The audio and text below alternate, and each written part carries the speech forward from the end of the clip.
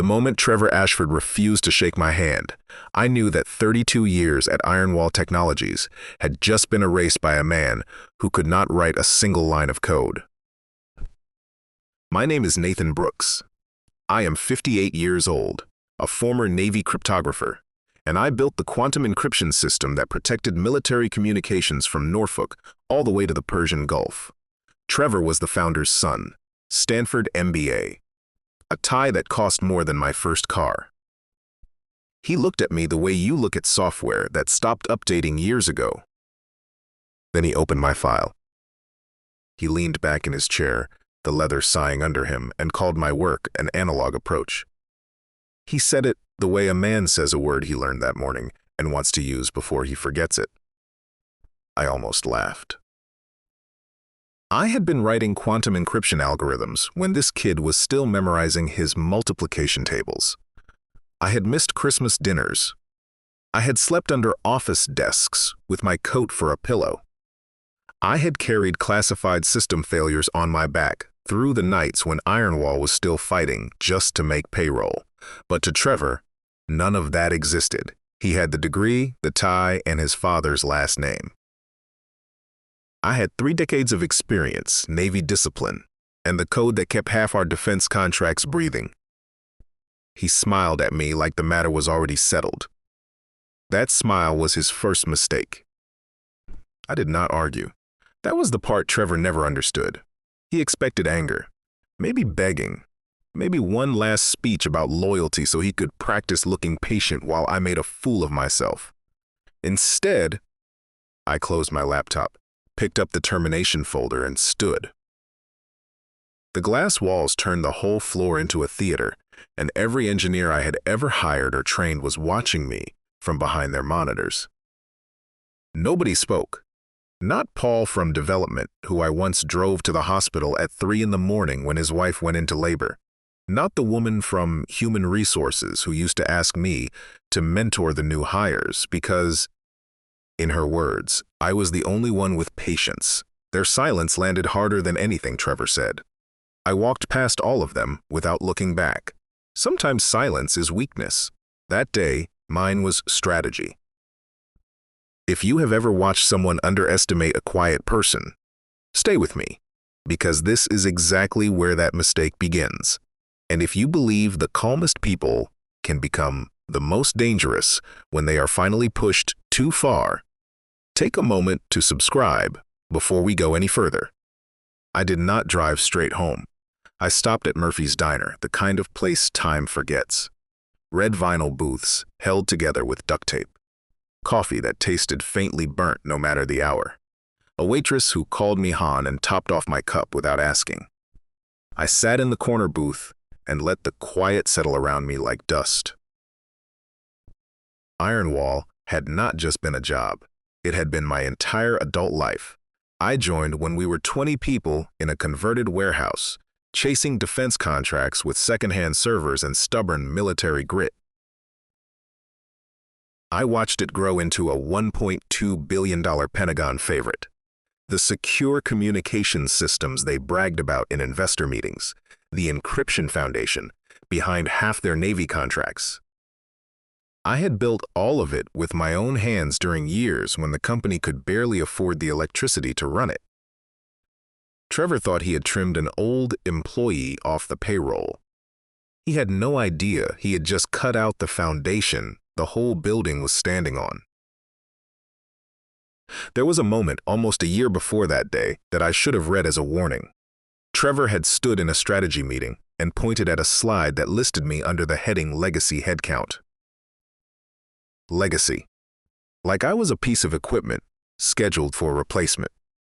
I remember my wife Sarah, years before that, sitting at our kitchen table while I complained that the company kept promising to clean up the paperwork on my old patent. She put her hand over mine and said, in that calm way she had, "Keep your name on your own work, Nathan. People forget what they owe you the day they stop needing you." I had laughed and told her she worried too much. She passed before she could ever say, "I told you so." But she was right. She was always right. When I finally got home, Rex lifted his head off the rug before I even had the door fully open. Dogs know when your world has tilted. The house smelled like old leather, coffee, and the quiet spaces Sarah left behind when she died. I set the termination folder on the kitchen table, poured 3 fingers of the bourbon she had given me for our 20th anniversary, and opened a drawer I had not touched in years. Under the tax papers and the appliance warranties sat a plain manila envelope, no label, no warning. Just the kind of secret an old Navy man keeps because experience teaches you never to trust chaos to protect you. Inside that envelope was the reason Trevor should have read more than my personnel file. The original patent application sat there, yellowed at the corners but perfectly intact. At the very top was a name, not Iron Walls. Mine, Nathan Brooks, inventor and owner. Filed back in 2009. When the company was drowning in funding, chaos, and legal paperwork, kept getting shoved behind survival meetings.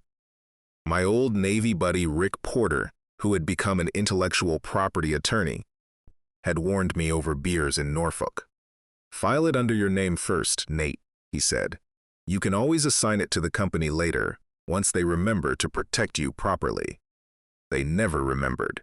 They got rich. They got comfortable. They forgot the man who built the encryption core they sold to the Pentagon.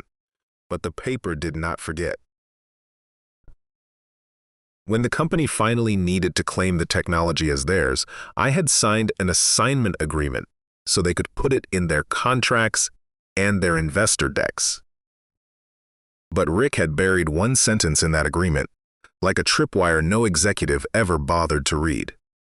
If I was ever terminated without cause, the assignment would be void, and full ownership of the patent would automatically revert to me within 5 business days.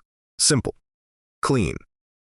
The kind of clause lawyers love and executives skim. For 15 years, Ironwall had built its contracts, its promises, and its entire reputation on top of that encryption framework, quietly assuming I would always stay loyal enough to keep their feet on the ground. They called me dependable. They called me old-fashioned. They never once called me dangerous. But Trevor had just signed the one document that woke the clause up. He thought he had fired an employee. What he had actually done was pull a pin. I scanned the filing and sent it to Rick through an encrypted email with one line in the subject field. Need you to verify a clause. Then I waited. Not nervously. Men do not survive a career in Navy cryptography by panicking before the evidence comes back. Rick called Tuesday at 6:30 in the morning because lawyers and old officers both believe bad news should arrive early and sober. I answered on the first ring. Does it still stand? I asked. I heard papers shifting on his end. Then a long silence. Finally he said, Yes, Nate. If they terminated you Monday without cause, ownership reverts to you by Friday at the close of business. Then he exhaled slowly. You understand what that patent is, he said. It is their entire encryption backbone. I looked down at Rex sleeping by my feet and said, They made the choice for me. By Wednesday morning, I was inside the patent office filing system, staring at the reversion form Rick and I had drafted all those years ago. He once told me I would probably never need it. Smart men prepare anyway, he said. For the day decent people stop being decent. I checked the box marked involuntary termination without cause. I attached the original filing. I verified my digital signature, and I clicked submit. That was all it took. No shouting, no threats, no dramatic speech in a boardroom. Just one quiet upload from my kitchen table while my dog snored beside me. By Friday, Ironwall's crown jewel would legally slide back into my hands. While my paperwork moved quietly through the system, Ironwall kept marching toward the cliff with a smile on its face. Trevor spent the week selling his vision of an artificial intelligence first transformation to anyone who would sit still, standing in glass rooms and pointing at slides, full of words he barely understood. The development team kept building Pentagon demonstration, on top of the same quantum encryption core I had written during the financial crisis, back when we could not even afford proper server racks. Not one executive checked the patent records. Not one lawyer asked the right question while there was still time to ask it. They were polishing a product they no longer owned, getting ready to present it as their own proprietary technology to the most important defense officials in the country. And Trevor had no idea the ground under his feet was already gone. Thursday afternoon, Paul Richardson from development called me. Paul was one of the few who still remembered the nights we survived on stale donuts and server room coffee. His voice was careful, the way a man sounds when he is telling you something he probably should not. "Hey, Nate," he said. "Just wanted to give you a heads up. They are moving your old encryption core into the new build this week." And the Pentagon demonstration got pushed up. It is next Wednesday now. I looked at the termination folder still sitting on my kitchen table, and I almost smiled. Trevor was about to stand in front of the most powerful client Ironwall had and present my code as his own. "Good luck with that," I said. Then I ended the call. Friday at exactly 5 o'clock, the confirmation hit my inbox. The patent had officially reverted to me. No ceremony, no thunder. Just a government timestamp confirming what Ironwall's executives had been too arrogant to check. The quantum encryption engine behind their Pentagon contracts, their investor promises, their glossy roadmap full of buzzwords, all of it was mine again. Unless Trevor had somehow rebuilt 15 years of encryption architecture in 5 business days, every line of their new system was now sitting on property that no longer belonged to them. I read the confirmation twice, then closed the laptop. Rex looked up from the floor like he expected a reward for something. I gave him a treat. Then I opened a blank document and started drafting something far more useful than a resume. Licensing terms. The first person at Ironwall to notice was not Trevor. It was a summer intern in the legal department the following Monday morning, probably running routine checks through the patent office database with an overpriced coffee sweating beside his keyboard. I can picture him typing in the patent number, expecting to see Ironwall Technologies listed as the owner. Instead, my name appeared on the screen. Nathan Brooks, effective owner as of the previous Friday at 5 o'clock. Maybe he refreshed the page. Maybe he typed the number in again, slower this time. But government records do not blink. They just sit there, cold and permanent. Within minutes, his careful little email about a possible issue was climbing the legal chain like smoke under a locked door. By the time the senior attorneys opened the old agreement folder, the room had gone quiet in the way rooms go quiet right before careers end. They found the clause buried exactly where Rick had placed it 15 years earlier. No typo, no loophole, no expired language they could wave away in front of a judge. If Brooks is terminated without cause, ownership reverts to him within 5 business days. And Trevor had handed me a termination folder without cause, without warning, with a human resources representative sitting right there as a witness. Ironwall was now running a core defense technology it no longer owned. Their billion-dollar reputation, their Pentagon contracts, their promises to investors, all of it rested on a patent that had quietly walked out the front door with the man they thought was disposable. Trevor's reaction was exactly what you would expect from a man who confused confidence with competence. When legal told him the patent had reverted to me, he laughed. "It is probably a clerical error," he said. As if the Federal Patent Office had accidentally handed a billion-dollar encryption backbone to the man he had fired the week before. Then he made the mistake that destroyed him. Instead of postponing the demonstration, instead of calling the board, instead of admitting he had a problem, Trevor told the legal team to keep quiet until after the presentation. He thought arrogance could outrun paperwork. It cannot. It never has. Every hour Trevor delayed made it worse. The developers kept running builds. Marketing kept printing brochures that called the encryption engine proprietary. Executives kept rehearsing their lines about patent-protected innovation. But now they knew. Legal knew the system belonged to me, and that single fact changed the nature of everything. If Ironwall walked into the Pentagon and presented my technology as theirs, it would no longer be an innocent mistake. It would be willful infringement. In plain language, that is the kind of lawsuit that does not just bruise a company, it bleeds it dry. Triple damages, frozen contracts, board investigations, the sort of headlines that defense clients remember for years. All Trevor had to do was pause, tell the truth, and pick up the phone. Instead, he kept smiling for the cameras. Legal tried one last time to stop the train. They drafted a confidential risk memo, 4 pages of corporate panic wrapped in polite language. The recommendation was simple. Postpone the demonstration until the question of ownership was settled. Translated out of lawyer speak, it meant do not walk onto that stage with technology we no longer own. But the memo was marked for senior management only because Trevor's real fear was never the law. It was the board. He had told them the system was ready. He had told them the contract renewal was safe. He had told them Nathan Brooks was just a line item in a workforce optimization plan. If the board saw that memo, his entire illusion would collapse before the demonstration even began. The call came at 6:35 in the morning, the day of the demonstration, while I was letting Rex out into the yard.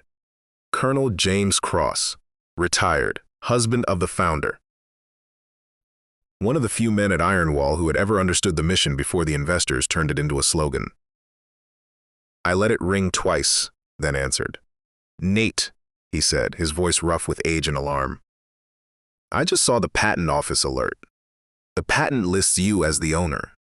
I poured my coffee and said nothing. He asked if it was a mistake. No, James, I said. The reversion clause was never supposed to survive this long.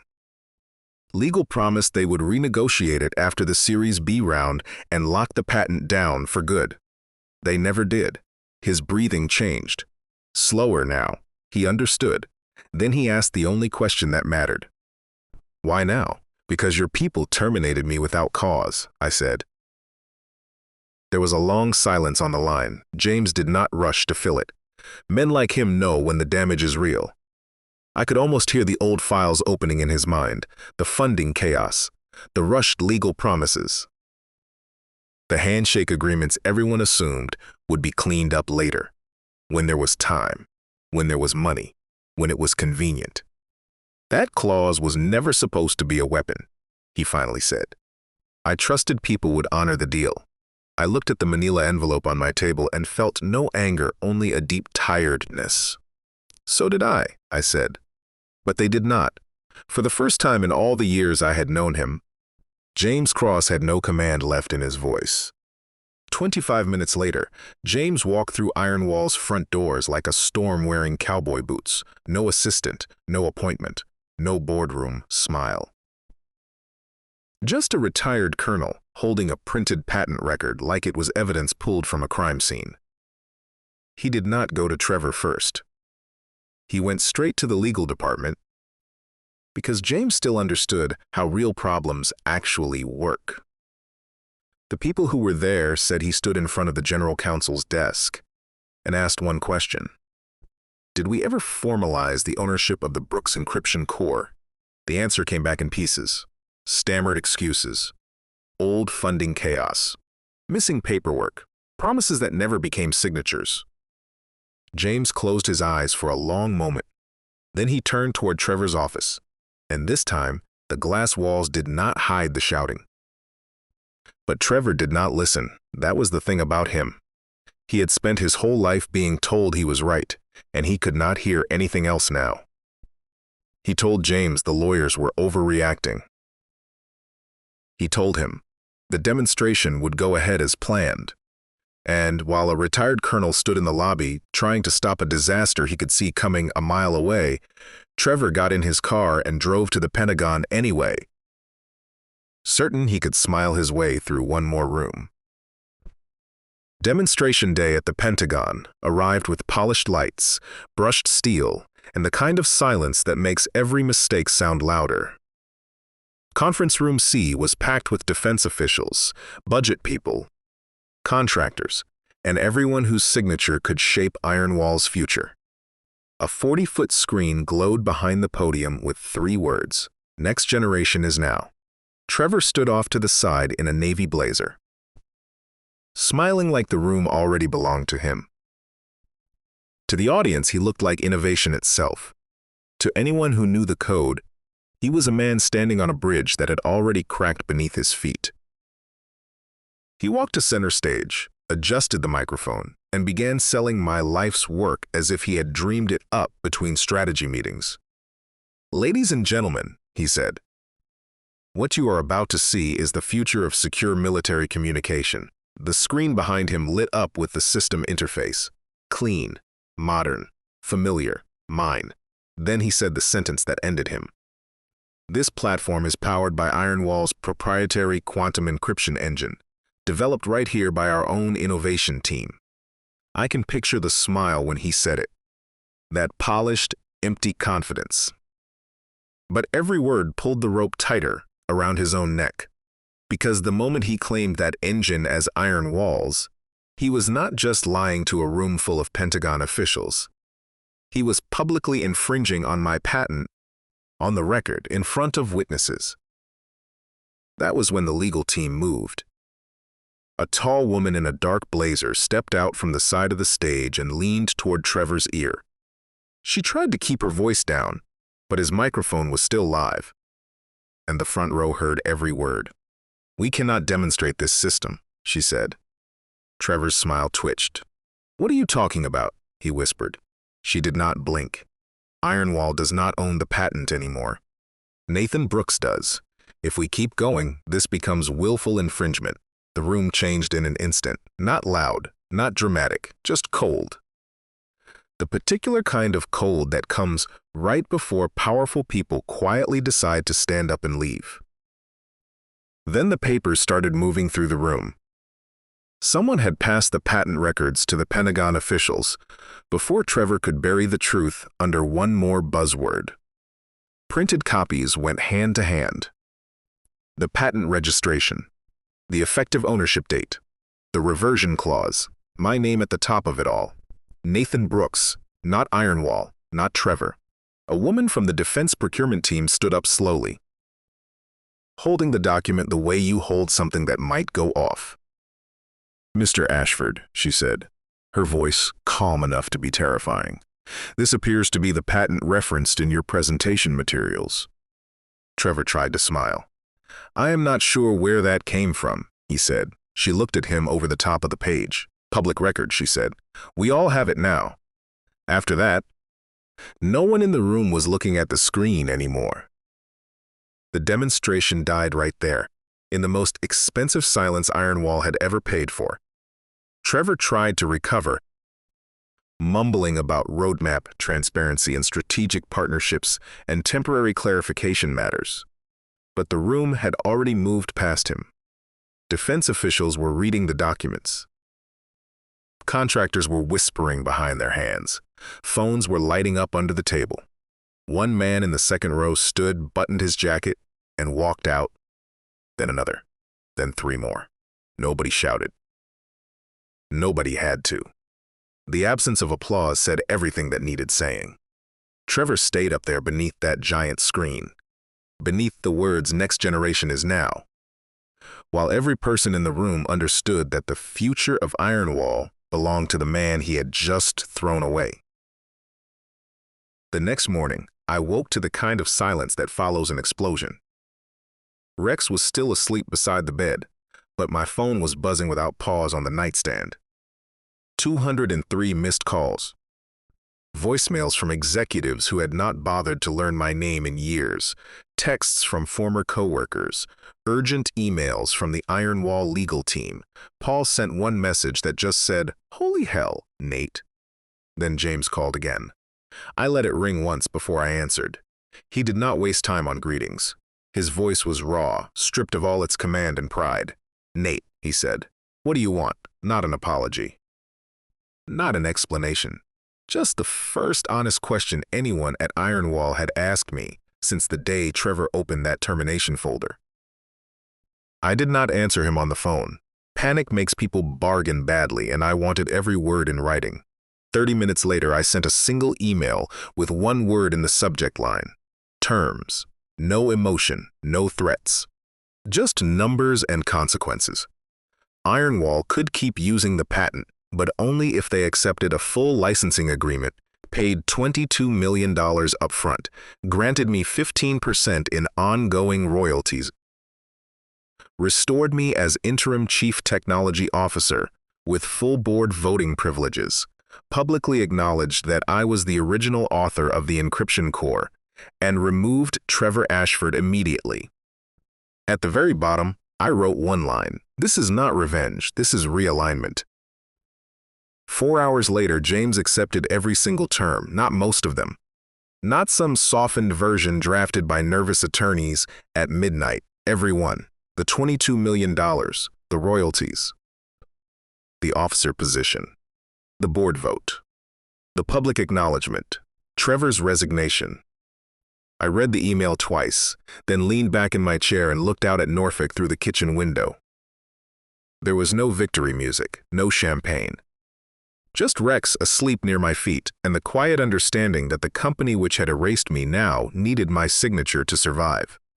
Somewhere across town, Trevor was probably packing a cardboard box, finally learning the lesson his expensive education never taught him. Never fire the architect unless you are absolutely certain you own the blueprints.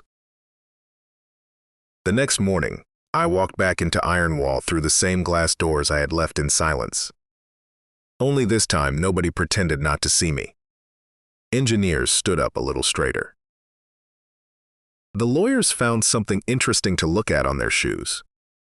The executives looked at me the way you look at a man carrying both the cure and the disease. I was not Nate from engineering anymore. The quiet veteran they only called when systems broke at 2 o'clock in the morning. I was Nathan Brooks, interim chief technology officer, board voting member, legal owner of the patent, keeping the entire company alive. My office was waiting upstairs. So was a new bed for Rex, set down right beside my desk. Trevor was gone by noon. No farewell party. No leadership email praising his vision and wishing him well.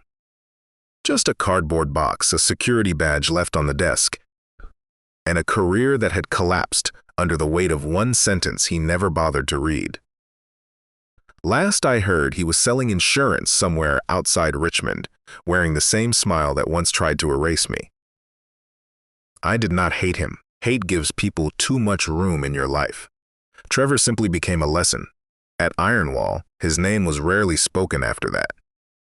But every new executive learned what happens when arrogance mistakes age for weakness, and every engineer learned that quiet people are not always powerless. Sometimes they are just waiting for the right document to surface. Ironwall did not stay Ironwall for long. 6 months later, the company became Brooks Cross Technologies, a name meant to honor the people who actually built its backbone, not the ones who simply inherited the offices. James insisted on the change. I did not argue. Every new hire now sits through a quiet orientation about the mission, about ownership, and about respecting the veterans whose work keeps the lights on.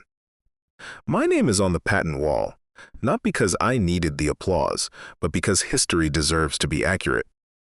Rex got his own corner by my office window. He takes to leadership a good deal better than Trevor ever did. That first evening back, I stayed after everyone else had gone home. The office lights were low. The patent wall glowed faintly in the dark glass, and for just a moment, I could almost see Sarah sitting at the old desk I had now earned twice over, telling me, the way she always did, that I worried too much. I thought about every Christmas dinner I missed. Every night I slept beside a humming server rack. Every time someone called me dependable, because they mistook my loyalty for weakness. The money mattered. The title mattered. But being seen, finally and publicly, by the people who had spent years looking right through me, that mattered most of all. Sometimes the best weapon is the one nobody sees coming. Mine had been sitting inside a manila envelope for 15 years, waiting for the wrong man to underestimate the wrong old engineer. Trevor thought age made me weak. He thought silence meant surrender. What he never understood is that Navy men do not always strike first. We observe. We document. We wait until the target walks straight into his own trap. I did not destroy Ironwall. I only reminded it who built the foundation. I did not ruin Trevor. His own arrogance handled that without any help from me. And if there is a single lesson I carried out of that office on the day my hand went unshaken, it is this: never confuse a quiet person with a powerless one. If this story stayed with you, take a second to subscribe for more stories about betrayal, karma, and the kind of quiet revenge that arrives without ever raising its voice. And tell me in the comments, would you have forgiven the people who erased you, or would you have made them pay back every last dollar?